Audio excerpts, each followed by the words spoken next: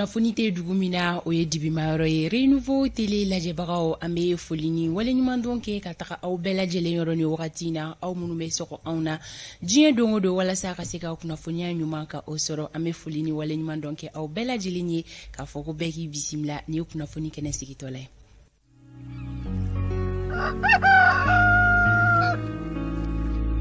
Bi ye tɛnɛ ye dɔgɔkun daminɛ ye bi ye octobre kalo tile 24 san 2022 anw nisɔndiyalen bɛ aw kelen-kelenna bɛɛ lajɛlen bisimila sɔgɔmada in na i n'a fɔ don tɛmɛlenw fɛnɛ la aw minnu bɛ yen nɔ ko aw bɛ ka an lajɛ aw ka sokɔnɔnaw la an bɛ foli di aw ma aw minnu bɛ sira la ka taga aw ka baarakɛyɔrɔw la aw bɛ k'an lamɛn radio sanfɛ ko aw bɛɛ lajɛlen ni sɔgɔma maa minnu sera u ka baarayɔrɔ la ka ban n'u ka télé bɛ Renouveau la u sɔgɔlen don an na ko nin ye kunnafoni kɛnɛ sigilen ye ko bɛɛ lajɛlen k'i bisimila. Radio Renouveau lamɛnbagaw aw ni sɔgɔma tɛnɛ Renouveau matin ale kan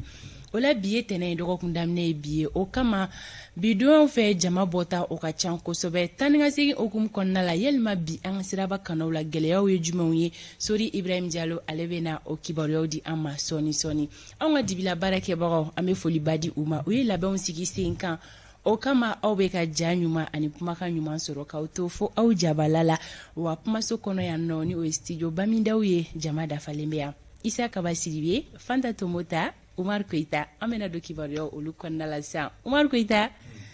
e ni sɔgɔma a bɛ cogo di n bɛ Ala tanu weekend kɛra cogo di j'espère que laada don a girinkajɔw ka ca walima Zeyina ta kɛra sɛngɛlafiɲɛbɔ de ye. Oui, d'accord. O kama sɔgɔmada fɛ foli an b'o di Murujan cɛ ani muso bɛɛ lajɛlen ma Umar Koita sɔni dɔrɔn i bɛ na don kibaru dayɛlɛ kanubaga jamakulu ye bɛɛ lajɛlen ka se ka faamuyali ɲuman sɔrɔ o la kumase min bɛ an bolokɔrɔ bi walawalali kɔnɔna na ni o ye décryptage ye Isa Kaba ale bɛ na ɲɛfɔli kɛ o kan o de ye légitime défense ye légitime défense kɔrɔ Isa Kaba bɛ na o fɔ anw ɲɛna ani o bɛ tali kɛ waleya minnu na a bɛ na o kunnafoni walawala bɛ décryptage ale kɔnɔna la Docteur Ali Tunkara ale anw ka bi maa welelen ye chercheur don a bɛ na kana jateminɛ kɛ ka hakilina di an ma fɛn bɛ tali kɛ Mali ka damakasi sɛbɛn o min yɛrɛ bɛ Nations Unies bankun kan ka se ka o kibaruyaw di bɛɛ ma an ka se ka faamuyali ɲuman kɛ o ko kana la Isa Kaba an n'ale bɛ ɲɔgɔn la sɔrɔ bi sɔgɔmada in na ko kura ka se ka to avant projet de constitution o lahalayaw kɔnɔna na ni o ye sariya sunba ɲɛbila baaraw ye Isa Kaba dɔgɔkun tɛmɛlen bɛɛ lajɛlen na a donna avant projet in kɔnɔna la kɔnɔna article a ye ɲɛfɔli caman kɛ bi ko kura an bɛ to o kɔnɔna la halisa a bɛ article damadamani ta sɔgɔmada in na ko walawala bamanankan na bɛɛ lajɛlen ka faamuyali ɲuman ko kɛ don kibaru sɔnni dɔrɔn Umar Koita bɛ o dayɛlɛ kɛnɛya kunnafoni o fɛnɛ bɛ lase aw ma bi Hawa Daɲogo ale ka lasew kɔnɔna la anw ka don fɔli duman o bɛ ni kunnafoni ninnu kɛrɛfɛ kunnafoni di gafe minnu bɔra bi tɛnɛndonya in na o gafew bɛ an bolokɔrɔ o ɲɛfura fɔlɔ o fɛnɛ lasew bɛ nana kɛ jɛmukan in ale kɔnɔna la Alexis ko ale ma sɔn Alexis ma sɔn fɛn min ma o bɛɛ lajɛlen lasew bɛ na kɛ bi bonya ani karama kɔnɔna la ko bɛɛ ka i bisimila fɛn bɛ wagati boloda cogo ko fɔ bi aw tɛna na o sɔrɔ ka kɛɲɛ ni baaraw n'u cogoyaw ye o kama Umar Koita ale bɛ don kibaru dayɛlɛ sisan.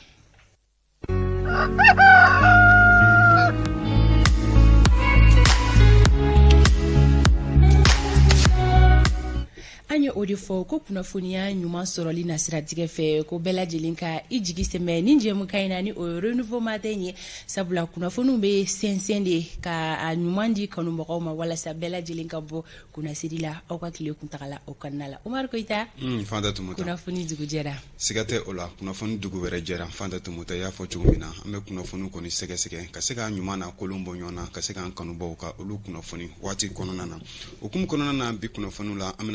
an da bɛna se kunnafoni damadɔ ma kɛrɛnkɛrɛnnenya la fɛn bɛ tali kɛ chef d'état major ale kɔni ye kumakan min lase finitigilakaw olu ye wulikajɔ minnu kɛ an ka jamana kɔnɔna na mun de bɔra a kɔnɔ an bɛna an da don o la nara sira la a yirala k'a fɔ bɛngɛnna wale o kɔni taara ka gouverneur ale ka directeur de cabinet k'olu sɛgɛrɛ u bɔtɔ mission dɔ la o ko kɛra cogo di an bɛna an da don o fana na ka fara o kan kɛɲɛbakaw fɛ yen nɔ a yirala k'a fɔ ko taama waleya dɔ nisɔngoya taama waleya dɔ k'o kɔni bolodalen don ka bɛn novembre kalo tile 20 ma ni a ko kɛra cogo di an bɛna an da don o bɛɛ lajɛlen na ko walawala sisan.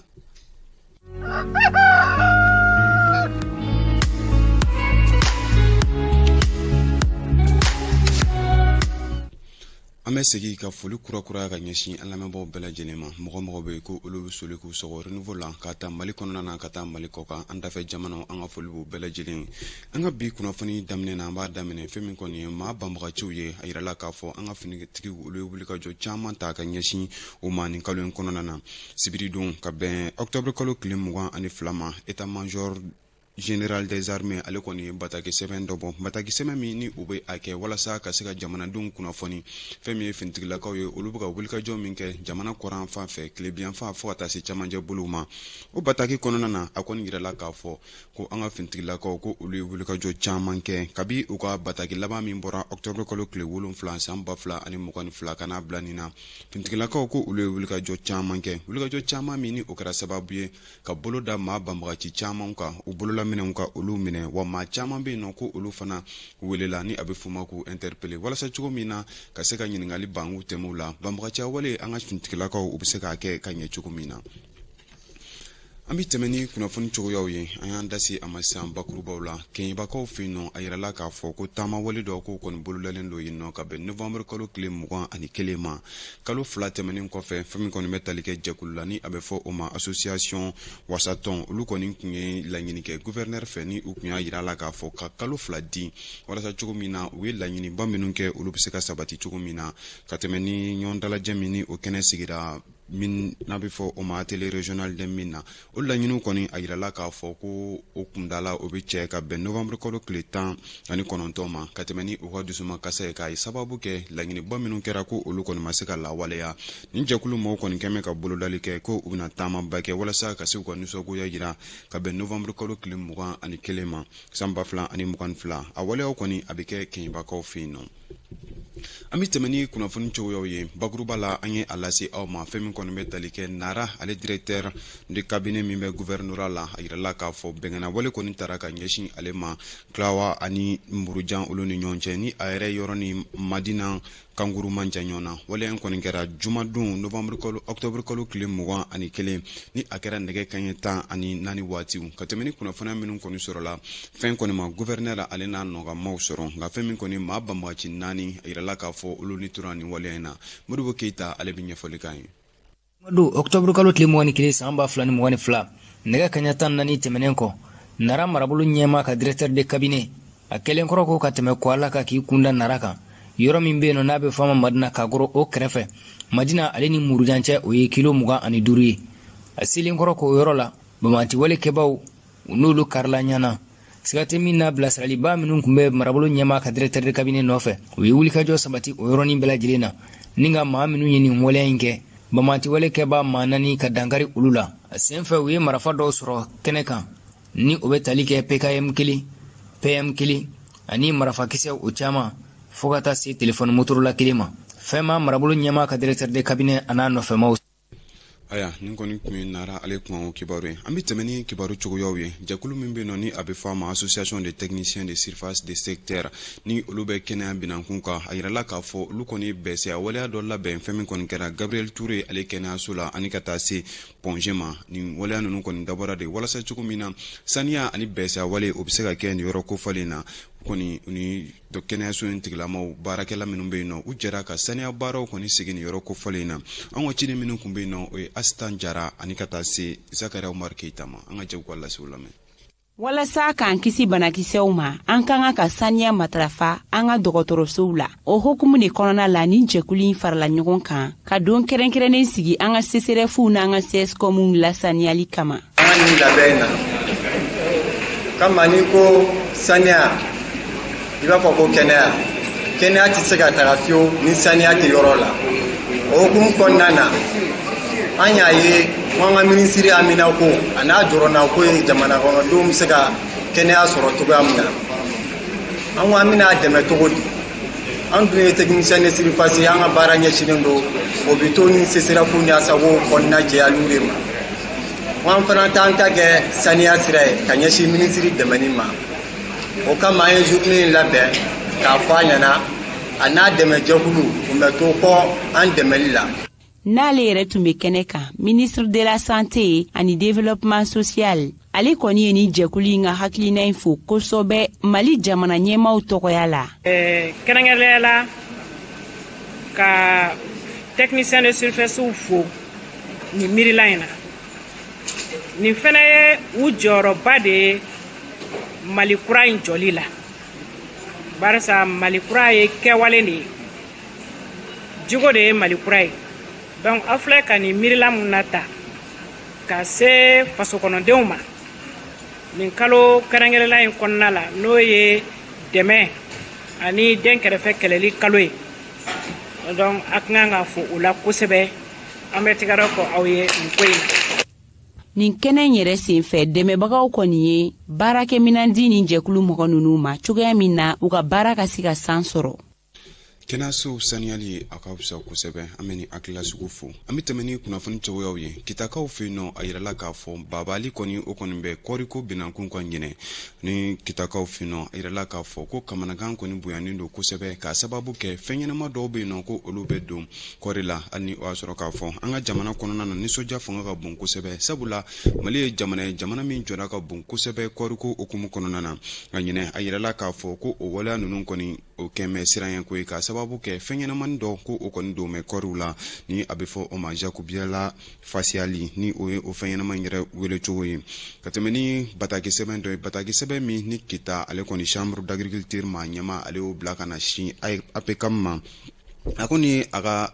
weleweleda kɛ k'a yira k'a fɔ ko fɛn ɲɛnamaw kɔni ko olu kɔni bɛ ka tiɲɛni kɛ kosɛbɛ ɲinɛ olu ka marabolo kɔnɔna na ka sababu ka ɲɛsin fɛn min kɔni bɛ tali kɛ kɔriko la u ye weleweleda kɛ walasa cogo min na wulikajɔw bɛ se ka kɛ cogo min na ka nin waleya in kunbɛn an bɛ tɛmɛ ni kunnafoni cogoyaw ye ka tɛmɛ ni don kɛrɛnkɛrɛnlen min ni o dabɔlen don dugutigiw ani ka taa se laadala ɲɛmaw kama fɛn min kɔni jamana ɲɛmaw olu kɔni ye don kɛrɛnkɛrɛnlen dɔ sigi min waleya dɔ sigi min dabɔra ka se ka ɲɛfɔli kɛ fɛn min kɔni bɛ tali kɛ laadala ɲɛmaw olu jɔyɔrɔ ko la o hukumu kɔni kɔnɔna na alamisadon tɛmɛnen na ni a kɛra pyramide de souvenir la kɛnɛ dɔ kɔni sigira walasa cogo min na ka se ka ɲɛfɔli kɛ ani jamana ɲɛma colonel Asimi Goita ale kɔni ye jɔnjɔn min di dugutigilakaw ma ka se ka o waleyaw k'o ɲɛfɔ ani ka a bila da la an ka ciden minnu kun bɛ yen o ye Mohamed Toure ani ka taa se Asan Jarama. Ni don kɛrɛnkɛrɛnlen min talen filɛ nin ye k'a ɲɛsin dugutigilakaw ma ale kɔni ɲɛnɛmayali kun tɛ dɔwɛrɛ ye ka se ka bonyamasegin ta k'a ɲɛsin jamana ɲɛmaa ma a ka bonya tali la k'a ɲɛsin dugutigilakaw ma. An ka transition o ɲɛma ani transition fangatigilaw mɔgɔw olu ye hakilina sɔrɔ k'a fɔ ko san o san novembre kalo tile 11 o bɛ kɛ don kɛrɛnkɛrɛnnen ye don min labilala aw ye a ka se ka o kɛ aw ka don ye aw minnu ye dugutigiw ye aw minnu ye kintigiw ye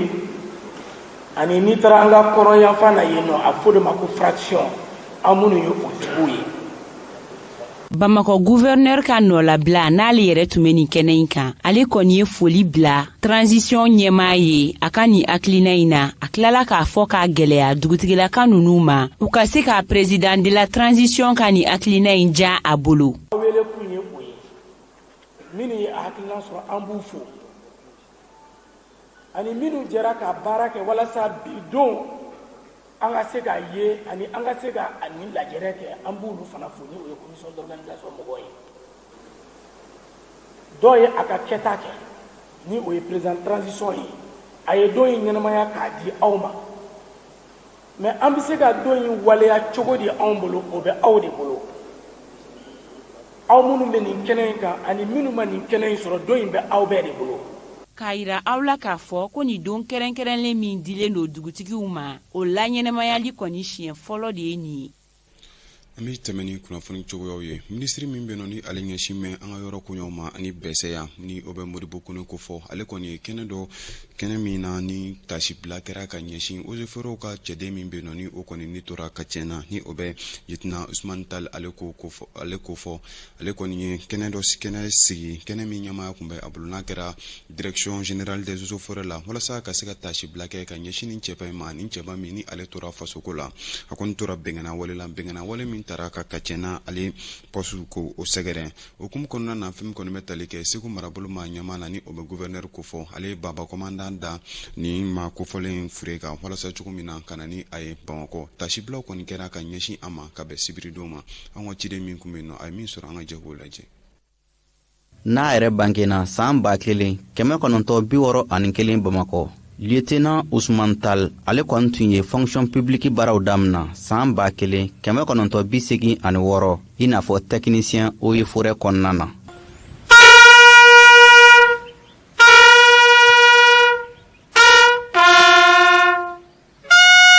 A kɛlen kɔfɛ ka formation kunfɔlɔw sɔrɔ a y'a wasa don ɲɛmaaya jɔyɔrɔ caman na i n'a fɔ Sogolo, Jabali fo ka taa se Kacena ma. Ka kɛɲɛ n'a kɛrɛfɛmaaw ka seereyaw ye Lieutenant Ousmane Tal tun ye maa ye min jɔyɔrɔ tun ka bon kosɛbɛ eaux et forêt kɔnɔna na ani fana k'a tun cɛsirilen don kosɛbɛ kungo kɔnɔna lakanali la.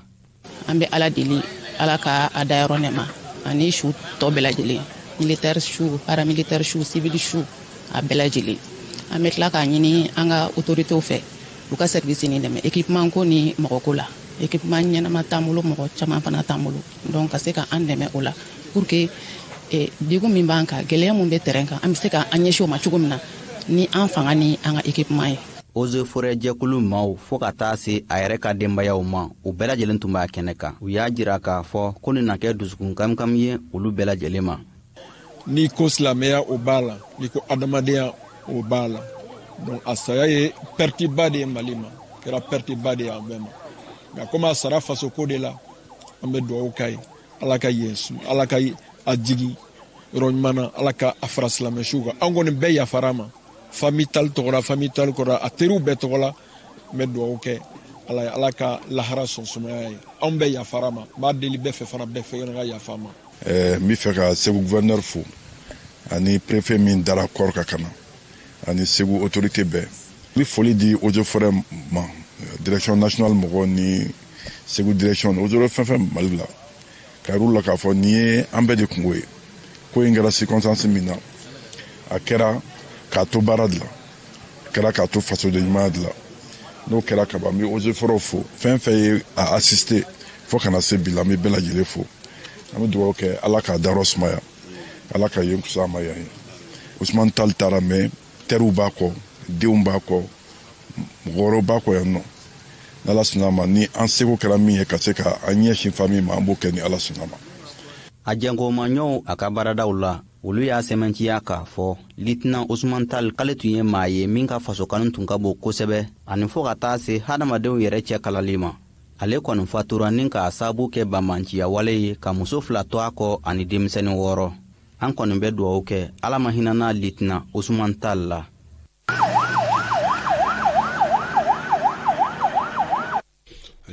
An kɔni an bɛ tasibila de kɛ ka ɲɛsin Lieutenant Ousmane Tal ma groupe renouveau tɔgɔ la an bɛ dugawu kɛ Ala ka a dayɔrɔ suma Fanta Tumata ni kun ye bi kunnafoni ye an sera ka min sɔrɔ sanga kɔnɔna na. Umar Koita k'i fo don kibaru ta ko fɔlɔ o tun ye nin ye a kɔnɔna kibaruyaw wandalen b'a la kanubaga bɛɛ lajɛlen ka ta a la kibaruyaw kun cɛra ni fatuli kibaruya minnu an bɛ dugawu don kɛ banbagatɔ ye k'Ala ka saya k'a ma lafiya ye an bɛ taga ɲɛfɛ ni kunnafoniw ye ni sanga kɔnɔna la an bɛ taga an ka siraba kannaw la yalima bi tɛnɛndonya in na jama bɔta lahalaya bɛ cogo di sirabaw bɛ lahalaya jumɛn kɔnɔna la yalima gɛlɛyaw bɛ taa ni ka segin kɔnɔna na wa Sori Ibrahim Diallo sɔɔni an n'a bɛna ɲɔgɔn lasɔrɔ anw tɛ ɲinɛ cogoya si la tan ka segin kibaruyaw mana dayɛlɛ Anazer bɛ bilasiralikan minnu kɛ minnu lase kan ka kɛ diɲɛ don o don k'a di maliden kelen-kelenna ma min b'a to an bɛ an janto an yɛrɛ la k'an janto mɔgɔ wɛrɛ la sirabaw kana la anw ka bi nɛgɛ karafitigi Sira Kamara ye sɔɔni aw ni Sori bɛ ɲɔgɔn lasɔrɔ.